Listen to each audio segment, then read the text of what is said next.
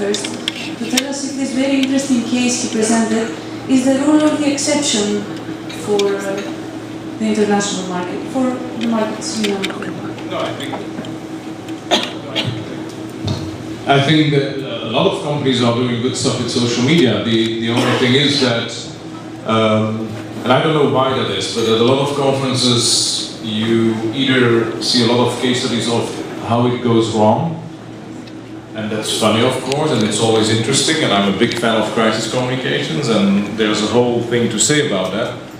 But I don't think in Europe, at least not in Belgium, we have this tendency of coming out with good cases in the way like, look, a positive, this is how it positively can be used. And then there's another thing I think, at least I'm seeing that in Belgium and in other countries, is that a lot of these social media cases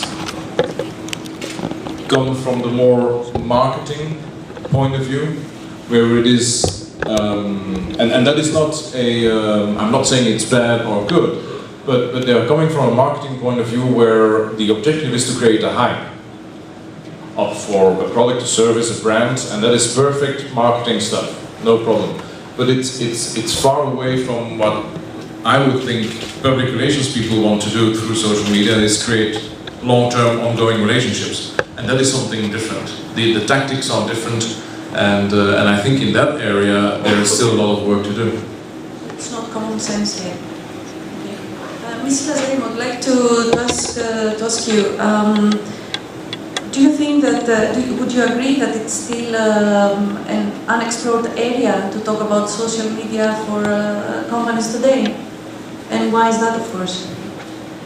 Yes, it's companies are very reluctant to engage into social media, and I think having talked with several clients and having seen what it took to convince some of those to actually get involved with social media, I can detect 5 reasons. One is that many people still in Greece underestimate the importance of social media and the importance of the internet. We have been hearing for years that our internet penetration is low, so there are a number of marketeers who still don't get the fact that internet penetration is growing by the minute, and it's no longer a secondary medium, it is tending to become a primary medium. And when it comes to social media, we hear very often views like, who are those bloggers and who am I to just take them into consideration. Big mistake, they will wake up one morning and they will sincerely regret it. The second reason is the fear of loss of control. Marketeers and again, PR people, less so the PR people, because we have been used to working in an environment where we do not control the medium. We had to convince the journalist in traditional media, in very much so the same way we need to convince the social media about the truth and the authenticity of what we say. But marketeers have been very used for decades to control the message. So opening up the message to the social media for them is like abandoning, letting go control. But our answer to this claim is that you've lost control already. Some people might know it, some people might not know it, because as Mr. Kalafidis just described, discussions are taking place about your brand, whether you know it or you don't, or whether you want it or you don't. So control has been lost, and you better be there and listen and respond than be absent and let the people do the talking on your side. The third reason is, I would relate it to procedures, especially in big companies. A kind of bureaucracy, a kind of discussion, internal discussion within big organizations. Who is the dad of this baby? Is it marketing? Is it PR? Is it customer service? Is it the IT or the e-commerce in a situation where there's an internet team? Who has who is the father of this baby? Who has to take the lead? Sometimes it's very difficult to decide. Another thing is resources, and we're not talking about money, but we're talking about the human resources, the people that you need to have engaged and to provide content to the social media, you know, Facebook updates, Twitter updates. This takes time. And the last thing I think is causing a lot of reluctancy and a lot of uneasiness is the need for paradigm shift in corporate hierarchy. Because you would have the 24-year-old social media heavy user who knows exactly what's going on there, teach 50-year-old marketeers how they should do the thing, which is not always very often, well, very easy to achieve in the Greek reality. Thank you. We understand completely what you're saying. Να περάσω στον κύριο Gortzis. Okay.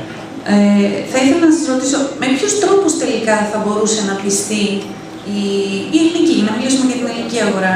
Okay, let me then reply in English. Okay, that's fine. Okay, that's fine. Okay. I get a little bit confused. English. Okay, doesn't matter. Okay. Let me tell the story a little bit. A couple of years ago, and I'm speaking from on behalf of my old hat as world president of advertisers. So advertising the last year, the world's advertising budget, which is about $440 billion, has dropped to 10% vis-a-vis 2008. In Europe, I think, if I remember well, the west side it was -12, and the east side of Europe was -22. And it's still dropping, I think, in this year. The only medium that has growth was the internet. It was something like 12.5%. So the growth there, it's a sign that the whole scene of communication changed rapidly. Now, if you see what is the trend the last couple of years in the internet, in 2009, it's the third medium in the world. And from different studies, in 2013, it's going to be the number 2 after television. So the growth is tremendous. So we have to focus in this area. Now, one thing, at least in Greece, we have to anticipate is that we have to change a little bit the culture in the area of how we buy media and how we think. So what I have found, at least in my company, is that we have very young staff. Some of the youngest, of course, but anyway. So we are very young. They are very young people. So they are very sensitive, and they work on this